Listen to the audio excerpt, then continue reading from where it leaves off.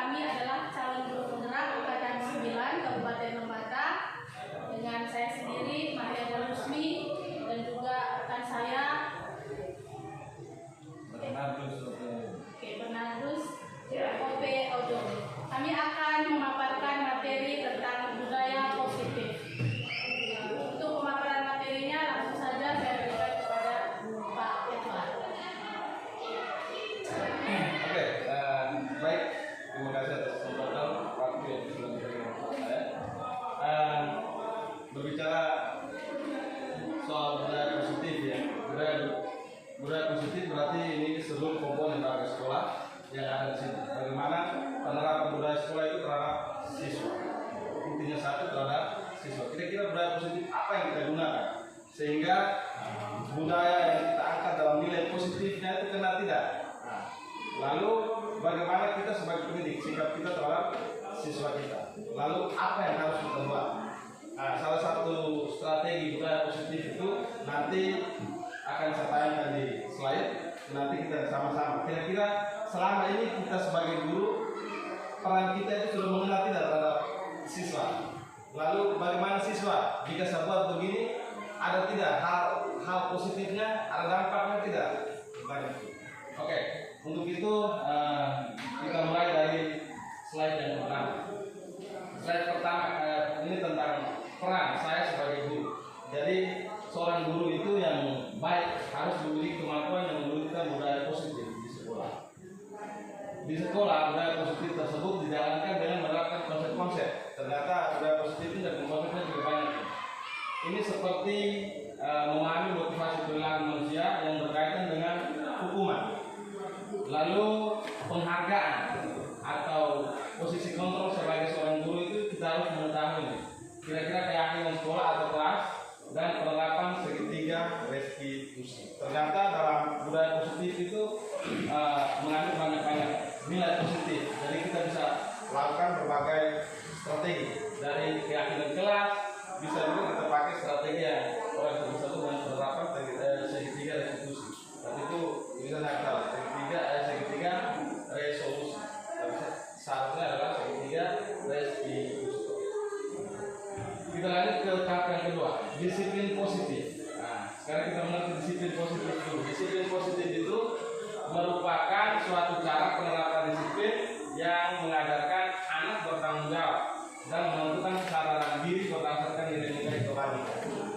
Nilai-nilai kebaikan apa yang nantinya kita harus tahu di sini. Lalu yang kedua, disiplin positif yang dapat mengontrol diri dalam melakukan segala tindakan disiplin. Diri dapat membuat murid memahami dan menyadari berdasarkan motivasi internal, bukan akibat paksaan atau ujian.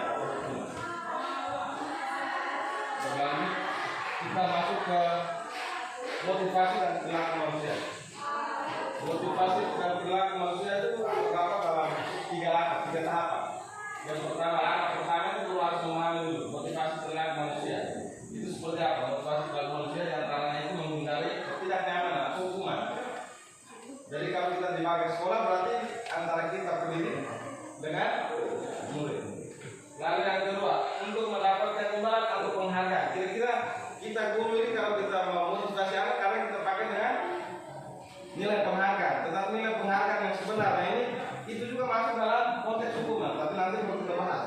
Karena ini masih dalam poros perilaku manusia. Lalu yang ketiga itu adalah untuk menjadikan orang yang mereka inginkan dan harga diri sendiri dengan nilai-nilai yang mereka percaya dan mereka sendiri memiliki nilai kepercayaan diri. Oke. Motivasi eksternal. Motivasi eksternal sendiri itu saat guru memahami ketiga motivasi tadi perilaku manusia itu. Lalu kita terapkan di sini perilaku manusia, maka guru dapat memilah motivasi dan perilaku apa yang ada pada diri murid. Jika murid memiliki motivasi perilaku yang menghindari ketidaknyamanan atau hukuman. Jadi tadi hukuman itu bisa berdasarkan berbagai macam teori. Nanti kita lihat dalam teori yang akan disampaikan. Oke. Yang berikut adalah posisi kontrol guru. Jadi kalau kita sebagai pendidik, kita minimal harus memiliki posisi kontrol di slide ini. Yang pertama terkait dengan hukum. Jadi kita kadang guru juga kadang kita memberikan hukuman. Hukuman itu nanti seperti apa? Lalu yang berikut kembali, oke, membuat rasa bersalah. Dari kadang siswa kita murid, nah kita guru sering membuat rasa bersalah. Lalu kira-kira kita buat guru sebagai teman, lalu kita buat dia sebagai pemantau, lalu terakhir adalah manajer. Kira-kira dalam posisi kontrol guru ini, posisi kontrol guru dari kelima posisi kontrol ini, kira-kira kita berada di pihak mana selama yang kita berproses sebagai seorang pendidik. Oke, kita lihat lagi. Yang pertama kita berada di posisi penghukum. Benar tidak kalau seandainya kita berada di posisi hukum? Kalau di posisi penghukum berarti hukuman tanpa mendengarkan alasan siswa. Jadi kita hukum saja nih. Tapi kita tidak tahu dari alasan apa itu berada. Siswa itu punya alasan, tetapi karena tanda dasar dari posisi hukuman itu akhirnya kita mulai balik lagi sih. Hukuman tanpa mendengarkan alasan siswa. Lalu biasa posisi menghukum itu biasanya dilakukan berbicara dengan nada tinggi, atau kita menarik, atau kita tunjuk-tunjuk ini. Lalu kita tangkap pinggang sedikit, lalu kita bentak mereka, bentak siswa. Lalu kita sindir sedikit, atau kita menyakiti hukuman, bisa juga berupa verbal atau fisik. Nah, lalu nampak pada posisi penghukum, itu murid akan menjadi berontak yang berontak. Lalu tidak menyukai guru atas mata asuhnya. Jadi karena kita melakukan proses seperti ini, itu juga karena punya efek juga untuk siswa. Dan siswa itu karena kita ambil prosesnya seperti ini, dia bisa dari pemberontak, bisa juga karena dia tidak suka yang kita mata pelajaran. Karena dengan posisi kita sebagai penghukum. Oke, lalu yang berikut adalah posisi membuat rasa bersalah. Posisi membuat rasa bersalah di sini berbicara dengan nada tenang, cenderung lembut, namun kata-kata menyalahkan murid, sehingga murid cenderung merasa bersalah dan menjadi orang yang menyalahkan. Lalu kita memandang buruk dirinya, siswa tersebut memandang buruk dirinya dan merasa tidak berharga dan tidak sanggup membahagiakan orang. Murid akan menganggap dirinya yang bersalah. Ia akan menyimpan emosi negatif di dalam diri. Ternyata posisi membuat bersalah ini juga ada pada diri siswa. Jadi kadang kita menyindir sedikit, mereka masuk dalam hati juga, kadang punya efek juga. Kita masuk lagi pada posisi teman. Benar juga kalau kita guru tempatkan diri kita sebagai posisi teman. Ternyata secara teorinya tadi, Gosen ini dia ambil teori tentang 5 posisi teman, 5 posisi guru tadi. Sehingga posisi teman ini coba kita kenal awal. Guru berbicara dengan suara nada ramah, akrab, cenderung bersenda gurau, agar menjadi situasi tetap santai. Murid akan merasa senang, aman, dan akan akrab dengan guru. Identitas yang dicapai adalah identitas sukses dan berhasil. Lalu kira-kira ada dampak apa? Dia punya dampak ini, dampak posisi sebagai teman, namun perlu diingat karena kali ini masih masuk dalam dorongan eksternal, dorongan dari luar, maka murid akan merasa ketergantungan. Jadi kita tadi kalau merasa terlalu dekat dengan siswa, maka siswa itu hanya nyaman di satu guru saja. Di sini dia jelaskan seperti ini, tergantung dari murid, tidak mandiri, dia tidak bisa mandiri untuk dirinya sendiri, maka ia akan berperilaku baik pada orang tertentu saja. Ternyata posisi kita buat posisi diri kita sebagai teman dengan siswa, ternyata punya dampak juga. Siswa punya keterikatan dengan kita. Lalu dalam keterikatan tadi itu dia akan bersosialisasi dengan teman-teman, dia akan menjauh. Karena dia lebih condong pada satu posisi saja, yaitu guru. Lalu yang berikut tentang posisi pemantau atau monitor. Jadi kalau pemantau atau monitor itu kita mengandalkan perhitungan atau data kontrol murid. Jadi seorang peserta didik akan bersuara data dan tidak emosi, tidak bersenda gurau juga, atau suara tinggi. Tercapainya identitas positif atau berhasil pada saat diberikan sanksi atau konsekuensi. pada murid maupun guru pun harus mengawasi. Kira-kira dampaknya apa? Dampak posisinya itu adalah murid akan menghitung konsekuensi dan hadiah tanpa memahami sebelumnya kebijakan. Jadi kita kasih hadiah dulu, baru siswa itu bisa membuat satu kebijakan. Oke. Berikut itu adalah posisi manajer. Posisi manajer ini yang diharapkan sekarang ya. Di guru penggerak itu lebih banyak orang sarankan kita masuk pada posisi manajer. Kadang-kadang orang tanya bilang, kalau posisi guru sebagai teman atau kita apresiasi siswa kita kasih dengan gula, itu kira-kira hukum atau sanksi? Jadi kami itu tidak bisa jawab. Ayo motivasi itu bukan hukuman. Itu hukuman sebenarnya. Karena apa? Kita buat siswa ketergantungan. Jadi kalau saat kita lihat kita tidak bawa gula untuk bagi-bagi, maka dia tidak sudah malas ketika melakukan pelajaran. Tetapi itu juga bentuk hukuman ternyata. Jadi waktu kami buat itu untuk data apresiasi kita buat kan salah juga. Lalu ini yang ditekankan suruh belajar masuk dalam posisi manajer. Disarankan untuk memilih murid memiliki sifat disiplin yang positif, yaitu murid yang mandiri, bertanggung jawab dan dapat memecahkan masalah. Tujuan dari posisi ini agar murid dapat merefleksi atas tindakan guru dengan tulus memberi pertanyaan-pertanyaan bermakna sehingga membuat siswa dapat belajar dari kesalahan yang ia lakukan dan mencari sebuah solusi untuk masalah. Ini yang tugas kami kemarin. Tugas kami kemarin setengah itu cara video. Jadi kalau siswa misalnya kami ambil kasus kemarin tentang video itu kita buat satu video lalu kita buat nanti ada keyakinan kelas. Keyakinan kelas yang kita terapkan di sekolah itu dalam rancangannya sehingga manajer ini dia dapat posisinya yang bagus di situ, posisi kita sebagai guru. Jadi kalau siswa itu misalnya datang lalu berpakaian beda-beda, pakaian nasional, dia datang pakai pakaian pramuka, itu kita langsung kasih dia langsung dengan pertanyaan-pertanyaan sehingga ia bisa cari solusinya. Aku tahu tidak orang datang ini harusnya pakai sarung pakai pakaian nasional, lalu saya tidak tahu, kita harus dengar alasan dulu. Lalu kita buat keyakinan kelas tadi. Kira-kira aku tahu tidak kalau untuk pakai pakaian seperti ini ada konsekuensinya tidak. Lalu kita suruh dia. Kalau seandainya berikutnya hari Senin itu berarti karena kita buat dia yakin bahwa yang dia menyesal harus dari sana. Sehingga posisi manajer ini dipakai.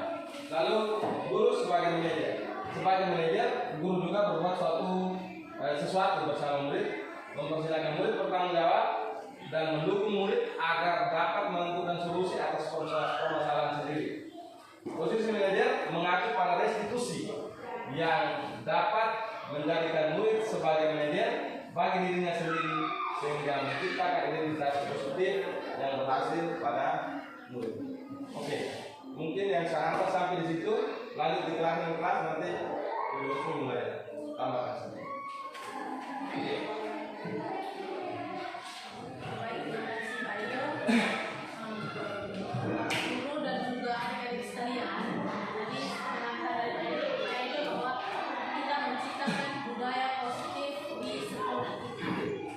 Jadi mulai dari sekarang secara perlahan dari hal-hal kecil mari kita ciptakan budaya positif yang ada di sekolah ini. Budaya positif itu tercipta pertama dari diri kita sendiri.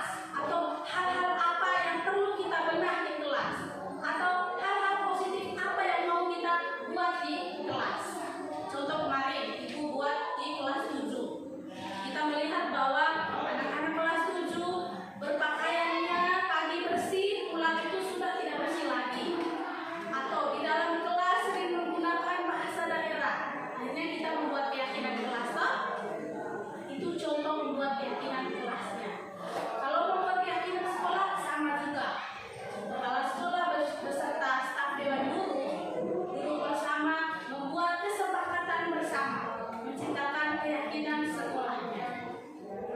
Itu keyakinan sekolah. Terus berikut ke restitusi. Ada segitiga restitusi. Nah, segitiga restitusi ini berawal dari guru sebagai manajer.